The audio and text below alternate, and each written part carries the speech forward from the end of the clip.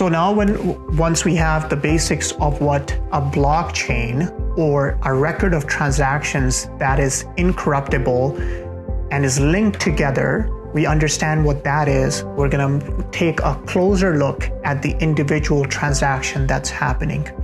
Because for a lot of people, the idea of Bitcoin moving from one person to another or just existing is very complicated.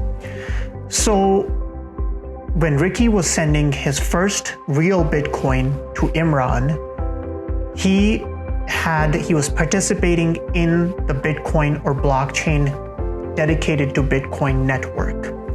Each individual that participates in the blockchain network has two keys, a public key and a private key.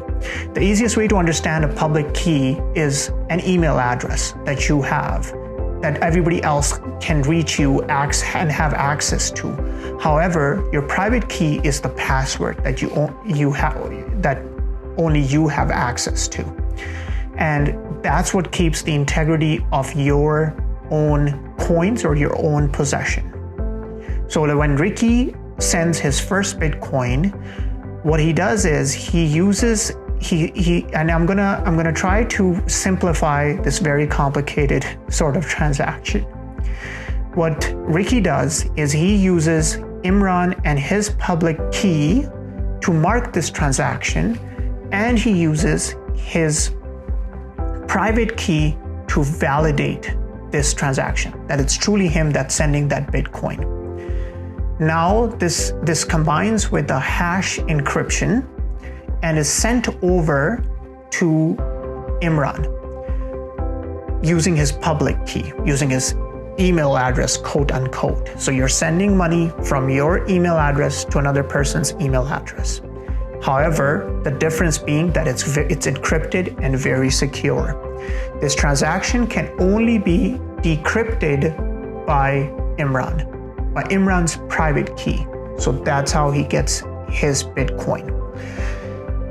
What's interesting here is to understand what the middle part of that transaction is. This hash encryption that happened, again, it's a big word. What does that mean? What it simply means is that the transaction is legitimate and secure. Now, who is ensuring that this transaction is being recorded properly in that public ledger, as we spoke earlier from our example? These participants in the blockchain environment, in the Bitcoin environment, are called miners. So these miners are in a race with other miners to solve a complex mathematical equation to confirm this transaction. The advantage of having these miners is that they ensure the integrity of the blockchain system. Once a block is validated and added to the blockchain, it becomes a record of that transaction. And that blockchain is shared in form of that ledger, as we spoke earlier, with just 3 participants, but every node or every participant has access to that to confirm the integrity of that transaction. What it prevents against, amongst other things, is double spending. So going back to our example, I set it up that way so we can understand this concept, where Ricky was trying to send 2 Bitcoins that he didn't have because he was trying to double spend. However, Nitin, having access to the ledger, could easily double check that information and say that in our block or in our ledger, I see you sent 1 Bitcoin to Imran already, you don't have access to 2 more, maintaining the integrity of the system. And that, in a very simple manner, is an explanation of how blockchain applies to Bitcoin. So I'm trying to incorporate Bitcoin into it because that's what we're moving on to, because everybody wants to know how to make money off Bitcoin and not understand the bare bones of blockchain. But I feel it's very, very important that we understand that, because we can't invest in a vehicle that we don't understand. Since now everyone has a great understanding of blockchain and can explain to their friends and to their 5-year-old selves what blockchain is, we can move on to its practical and more fun application, Bitcoin. So Bitcoin is the world's largest and biggest and most popular cryptocurrency at this time. It basically, in a very simplified terms, as I described earlier, is a way to send money or send value from peer to peer in a secure environment. Now, a question I often get, and I'm going to go to this because it will help me explaining the whole Bitcoin itself, is that, hey, what's the difference between Bitcoin or a US coin if the government comes up with a coin? Or what's the difference between a Bitcoin and other money transferring services like PayPal or Venmo? And what the key understand, and the reason we spend so much time explaining what a blockchain is, because that forms the backbone of understanding how Bitcoin is different. Bitcoin is different because it's decentralized. No central governmental authority or our regular banking intermediary system controls it. It goes, as we described earlier, with a public-private key and miners and everybody having access to seeing that transaction on the blockchain can hold that transaction accountable. I know I've been beating around the bush and giving these teasers about how I'm gonna go into what Bitcoin is and keep on explaining blockchain and talking about transactions. Okay, here we are. Now we're gonna talk about Bitcoin. So Bitcoin first came up as an idea in an official white paper by Satoshi Nakamoto in 2008. The cool or mysterious thing about Bitcoin, which makes it even more hard to understand and grasp for people, is that nobody knows the true identity of Satoshi. Satoshi could be one individual, could be a group of individuals, and we don't really know the identity. However, that has not stopped people from speculating. And maybe later down the road, we'll do a video on that as well. However, staying true to the nature of this channel, we're gonna try to stay mostly on facts and evidence-based material. So going back to how Bitcoin started. So the white paper essentially laid out the concept of this virtual currency, which was not a brand new idea. However, what was new was that this trust concept that was established due to this blockchain ledger that was available to the public, so that the transactions could be validated and ensure the transparency and sustainability of the peer-to-peer system. So thinking about what a Bitcoin can really be used for. A Bitcoin can be an investment vehicle, like a store of value, as I used the example of gold before. In its early days, it was used as a means of payment, and it still is. But there are some hilarious stories from the early days of Bitcoin when people tipped their pizza driver or bought pizza with it. And then there are other stories of people buying golf clubs with it. And I bet they regretted this to this day. That's the most expensive golf clubs they would have ever owned in their life. I watched a documentary where an early adopter kept his Bitcoins and bought a Lamborghini off them. So that was really cool and got me very interested in knowing and finding more about Bitcoin. Talking about basics, how we have US dollar, it's divisible into 100 cents. A common question that I get asked all the time is, how can I own a Bitcoin when it's 60,000 Canadian dollars? And a lot of people try to go into altcoins. I'm introducing another term, but now when I'm talking about altcoins, I'm talking about the lesser known cryptocurrencies such as Litecoin, and don't even get me started on the Dogecoin. We'll talk about that in a later video, hopefully. But the question that I get asked the most is, I can't own a Bitcoin, I can't afford it, I have to buy one of the altcoins. Talking about divisibility, one Bitcoin is divisible into 8 decimal places. So it's the same as buying a fractional share. It's good to introduce these terms such as fractional share because in our future videos, This is a shameless plug. We'll be talking about equities, shares, stock prices, and we will be talking about fractional shares. The smallest unit of Bitcoin is known as a Satoshi, in honor to the writer of that official white paper, Satoshi Nakamoto. We have talked quite a bit about the concept of Bitcoin, understanding how it's used, and now we're going to move on to some fun stories and fun returns related to Bitcoin. So according to Coinbase, which is a big exchange where you can exchange money for cryptocurrency, if you invested $10 per month over the past 4 years into Bitcoin, you will have a return north of 595%. That is an insane return. That beats gold, that beats equities, that beats all of them. The other aspect that makes Bitcoin a really useful store of value is its protection against inflation.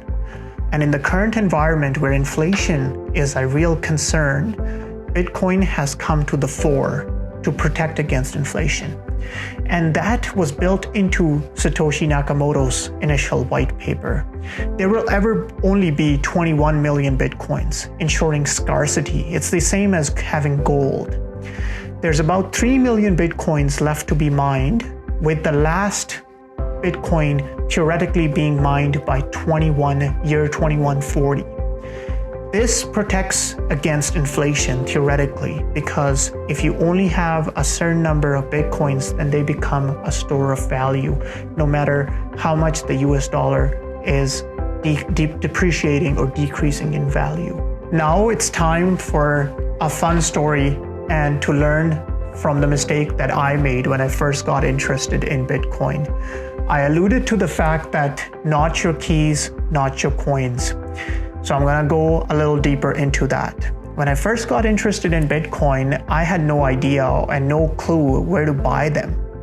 Being from Canada, I reached out to some people asking them where could I buy Bitcoin. It was quite interesting. I went to a storefront and it literally had a paper written on it saying, if you know, you know. And it was really sketchy. I tried to find this individual who was going to sell me Bitcoin. However, I couldn't find him. I found an ATM where I wanted to load some Bitcoin into a paper wallet. I didn't even know what a paper wallet was, and that's what makes it so challenging, and that the purpose of this video is to make it very simple. So I tried to put this Bitcoin onto this paper wallet, but I was looking at the Bitcoin price online and it was $1,500, but when I wanted to buy it from the ATM was charging me $3,000 of Bitcoin. So I was very confused and perplexed, and I never did it. So in the end, the Quadriga exchange comes along. It was an easier concept because I'm used to buying stocks online on an online brokerage. It sets a price, you buy it, and there you have it. It sits in your brokerage account.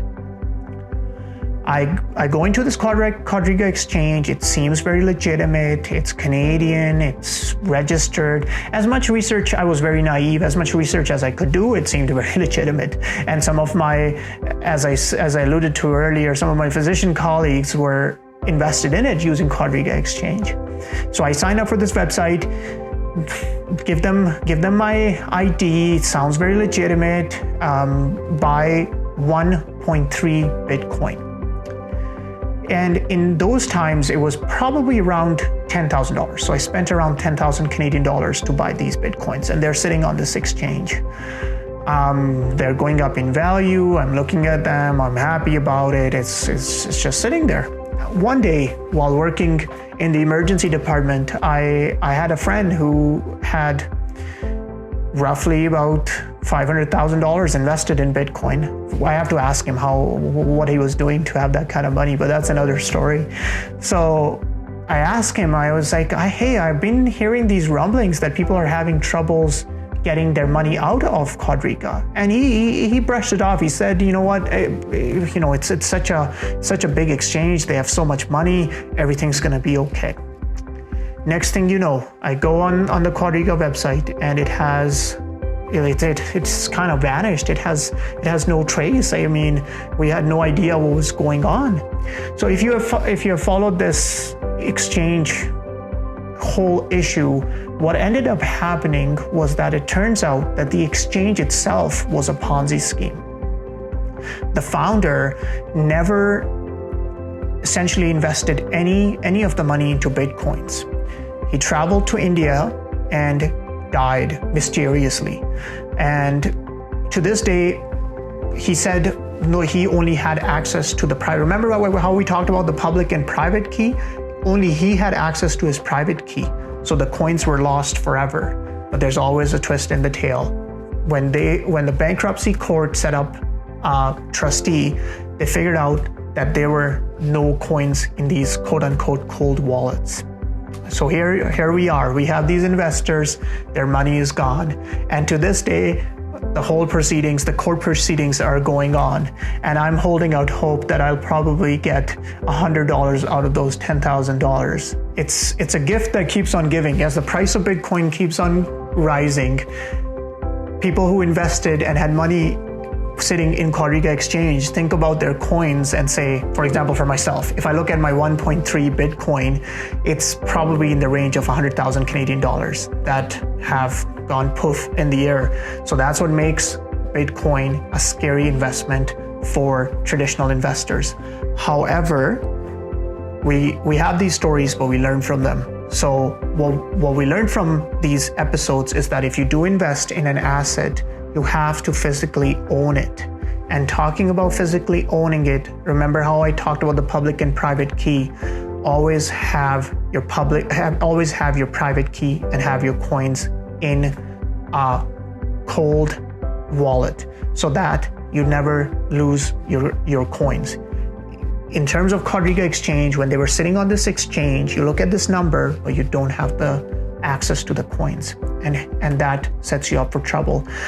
This is a very nice segue to talk about our next video, which would be very exciting because I will get to show you how to buy, store, use Bitcoin, to have a practical knowledge of how Bitcoin works in real life. It's time for our ticker of the week. So in today's ticker of the week, just going with the theme, I'm going to be talking about the first exchange traded fund, or an ETF, that we're going to be talking a lot about when we talk about stocks and equities. But it's an ETF, the first ETF approved in North America for trading Bitcoin. So the advantage of having this ETF or exchange traded fund is that you can hold Bitcoin through this ETF in your registered accounts. So in Canada, your tax-free savings account or your retirement savings account, RRSP. So when this ticker came out, it was all the hype. A lot of people bought into it. It has a 1% management fee. It's always important when you're trading exchange traded funds to see what the management expense ratio, or MERs, are. In this case, it's 1%. In the 52 week, the fund has $602 million in it as of now, and owns roughly 10,000 coins. I can look over the exact number, but I'm just gonna do it naturally and say it has 10,000 Bitcoins in it. So I think that there is huge potential, and the fact that it is an exchange traded fund makes it safer for the traditional investor who's worried about losing their keys, losing their coins, and just worried about the mechanisms of exchanging Bitcoin, even though we're going to make it very easy for you in our next video to know how to own Bitcoin. But I think it's very, very simple. If you have that ETF, it's trading around 8.5 right now, and has gone up as high as 11 per share. So we'll see how it performs over the next month or so, and we can revisit in our future videos to see how we did in terms of picking a ticker. As always, I'm just a guy on YouTube. This is not meant to be financial advice. This is meant for entertainment and educational purposes. I hope you liked the video. I put in a lot of time and effort researching the subject material, and I hope I tried my best to explain it in a simple manner, which is the goal of our channel.